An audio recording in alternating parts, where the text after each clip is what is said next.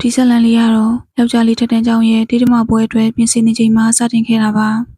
ကုဆာကာဘဲလို့ခေါ်တဲ့ရော့ဒီဝိုင်းပွဲဝင်တဦးဟာတံမြင်လေးချင်းချိန်မှာတချင်းမဆိုဘဲနဲ့ငြိမ်သက်နေတဲ့စာတော်ပြီးတော့အေးစစ်တင်ငိမ့်တဲ့စာချုပ်ကိုသတိထားမိခဲ့တယ်။ဒီနေ့မှာတော့ကုဆာကာဘဲဟာစာချုပ်ကိုစာသင်ခန်းထဲမှာတယောက်တည်းလေးချင်းနေတာကိုတွေ့လိုက်ရတယ်။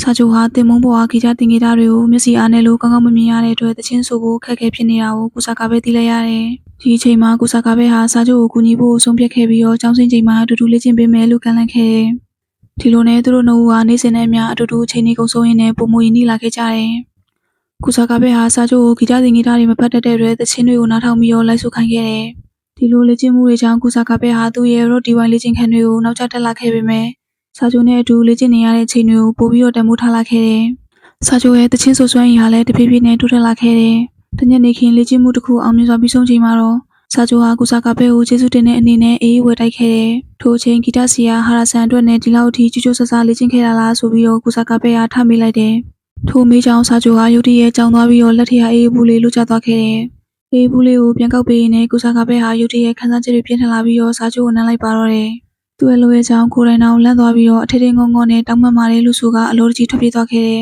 ။ဒီတမပွဲနေ့မှာတော့ကုဆာကာဘဲဟာစာချုပ်စီကနေမျက်စိမခွာနိုင်မဲနဲ့စိတ်လှရှာနေခဲ့တယ်။ဖြောပြနေစီမှာလဲစာချုပ်ရဲ့တချင်းဆိုတဲ့ကြောင့်ကုဆာကာဘဲဟာကိုယ်တိုင်တော့မသိဘဲနဲ့မျက်ရည်စီးကျလာခဲ့တယ်။သူ့ရဲ့တန်းဖော်တွေကတတိထားမိသွားတဲ့အတွက်ဖြောပြမှုဟာရှုပ်ထွေးသွားခဲ့တယ်။ရှေ့ရွံ့စိတ်ကြောင့်ကုဆာကာဘဲဟာခမ်းမတွေကနေထွက်ပြေးလာခဲ့တယ်။စာချုပ်ကနောက်ကနေလိုက်ပြီးတော့ဘာလို့ရုတ်တရက်ထွက်ပြေးသွားတာလဲလို့အုံမိလိုက်တယ်။မင်းမြင်ပြန်တော့ဆရာဟာရဆန်စိတ်ပူနေလိမ့်မယ်။မင်းကဆရာအတွက်အကောင်းဆုံးလုပ်ခဲ့တာ။ငါကရန်သူ့ကိုကူညီပေးနေမိတာပဲဆိုပြီးတော့ကုဆာကာဘဲဟာအုံငုံနေခဲ့တယ်။စာချုပ်အနားကိုရောက်လာပြီးတော့ငါကဆရာဟာရဆန်အတွက်ကြိုးစားခဲ့တာလို့မပြောမိပါဘူး။မင်းနဲ့အတူလေ့ကျင့်ရတာကိုဆိုပြီးတော့ဆက်ပြောဖို့ရှင်းရုံနေခဲ့တယ်။ထိုအချိန်သူတို့နှစ်ဦးကိုလိုက်ရှာနေတာကြောင့်ကုဆာကာဘဲဟာစာချုပ်လက်ကိုဆွဲပြီးတော့စတိုကန်တစ်ခုထဲမှာဝင်ပုန်းနေခဲ့တယ်။ဒီလိုနဲ့သူတို့နှစ်ဦးဟာပထမဆုံးချိန်ဖြစ်ပုံဝင်လင်းလင်းနဲ့ချစ်ချင်းမြတ်တာတွေကိုဖလှယ်ခဲ့ကြပြီးတော့နောက်ထပ်နန်းတစ်ခုကိုဖန်တီးခဲ့ကြတယ်။လူရသည်ကုန်းဆုံးပြီးတော့ဆောင်းရသည်ကိုရောက်လာခဲ့တယ်။ကုဆာကာဘဲရဲ့တငယ်ချင်းတို့ကကုဆာကာဘဲနဲ့စာချုပ်တို့ခန်းထဲမှာအကြီးဆိုင်နေအောင်သတိထားမိပြီးတော့မင်းနဲ့စာချုပ်ကြားမှာတခုရှိနေတာလား။စာချုပ်ကငါတို့နဲ့မတူဘူးပြီးတော့ဒီရက်ပိုင်းယောက်ျားလေးကြောင့်မှပေါ်လာတတ်တဲ့ထူးဆန်းတဲ့ကောလာဟလတွေလည်းထွက်နေတယ်လို့သတိပေးပြောဆိုခဲ့တယ်။ကုဆာကာဘဲကတော့ရေမိုးပြီးပေါ့ပေါ့ပါပါသဘောထားခဲ့ပေမဲ့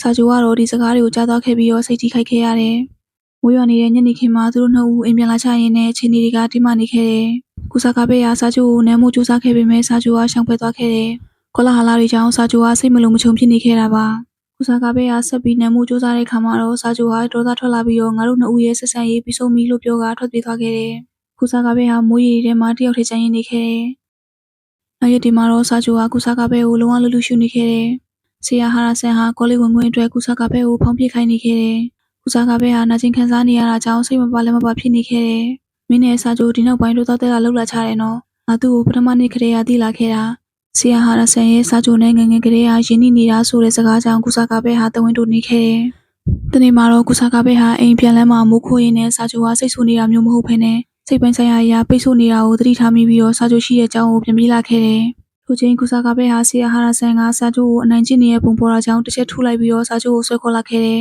။သူတို့နှစ်ဦးတူတူထွက်ပြေးလာခဲ့ကြပြီးတော့ကုဆာကာဘဲဟာစာချုပ်ကိုပြန်လည်ပေါင်းစည်းဖို့တောင်းပန်ခဲ့တယ်။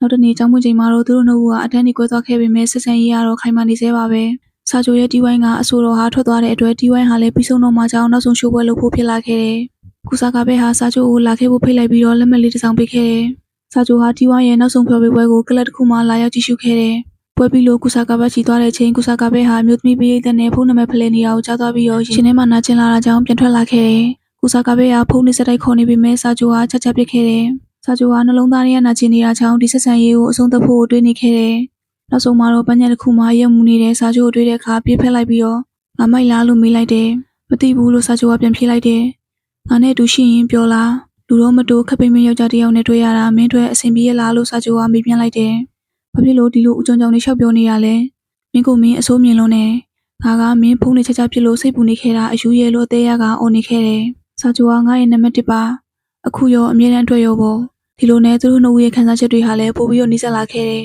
။ကုဆာကာဘဲဟာစာချုပ်ကအနက်ထပ်ပို့ပြီးတော့လိုချင်နေမလားဆိုတာကိုစဉ်းစားမိပြီးတော့စာအုပ်တွေထဲမှာအဖြေရှာခဲ့ပေမဲ့မတွေ့တာကြောင့်အကြံဉာဏ်တောင်းမှုအတွက်ဆရာဟာရဆန်ကိုသွားတွေ့ခဲ့တယ်။အဲဒီချိန်မထင်မှတ်ဖဲနဲ့စာချုပ်ဟာသူတို့မျိုးနဲ့ဝေးကွာတဲ့ကျူတိုတက်ကတိုတက်ဖို့စီစဉ်နေတဲ့ဆိုတာကိုကုဆာကာဘဲသိလိုက်ရတယ်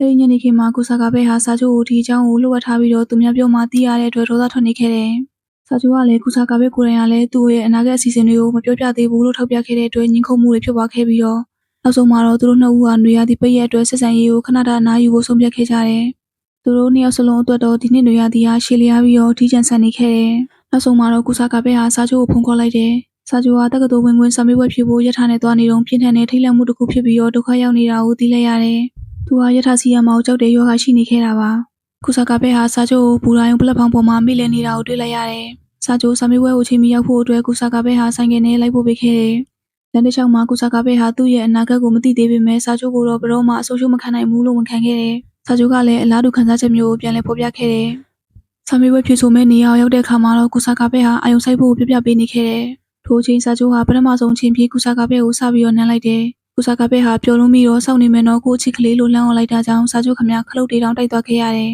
။စာမေးပွဲပြီးမှတော့သူတို့နှစ်ဦးဟာပလက်ဖောင်းပေးမှအတူတူထိုင်နေခဲ့ကြတယ်။စာချုပ်ကစာမေးပွဲရလက်တွေဟာကုဆာကဘဲသူ့ဘေးမှာရှိနေတာလောက်အရေးမကြီးတော့ပါဘူးလို့ဝန်ခံခဲ့တယ်။ထိုစကားကိုချပြီးတော့နမ်းချင်တယ်လို့ကုဆာကဘဲကခွင့်တောင်းမိမယ်။မရဘူးဘေးမှာလူတွေရှိရဲလို့ညင်းလိုက်တယ်။ဒါပေမဲ့စိတ်မကောင်းဖြစ်သွားတဲ့ကုဆာကဘဲကိုစာချုပ်ကပဲစတင်ပြီးတော့လူတွေရှေ့မှာအနမ်းပေးလိုက်တယ်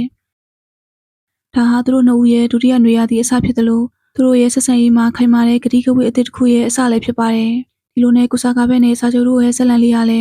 ချစ်ချင်းမြတ်တာတွေနားလည်မှုတွေချိန်ခေါ်မှုတွေကိုအတူတကွရင်ဆိုင်ကြော်ဖြတ်ခဲ့တဲ့ဆိုတဲ့အဓိပ္ပာယ်တွေကိုဖော်ပြနေခဲ့တယ်။သူတို့နှစ်ဦးရဲ့ခရီးလမ်းလေးရလဲဆက်လက်ကြရှိနေဦးမှာဖြစ်ပြီးတော့သူတို့ရဲ့ချစ်ချင်းမြတ်တာဟာလည်းအမြဲတမ်းခိုင်မာနေဦးမှာပါ။နောက်ဆင်ပေးကြတဲ့ပြည်သက်ကြီးကိုလည်းကျေးဇူးတင်ပါတယ်နော်။